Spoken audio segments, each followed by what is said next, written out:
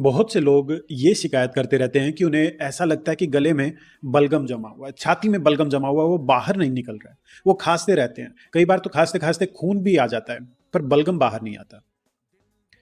एक आसान सा काम आपको करना है। चाय तो आप पीते ही होंगे, आपको दिन में 2 से 3 बार चाय पीनी है, पर यह चाय थोड़ी अलग है। करना क्या है, आपको 1 गिलास पानी में लगभग आधा इंची के करीब अदरक का टुकड़ा कूट कर डालना है और उसे उबालते रहिए जब तक कि पानी 1 कप ना रह जाए। अब इसे ठंडा होने के लिए रख दीजिए। ठंडा होने के बाद 2-3 बूंद आपको नींबू का रस इसके अंदर डालना है और लगभग आधा चम्मच शहद। इसे अच्छे से मिलाकर आप पी लीजिए।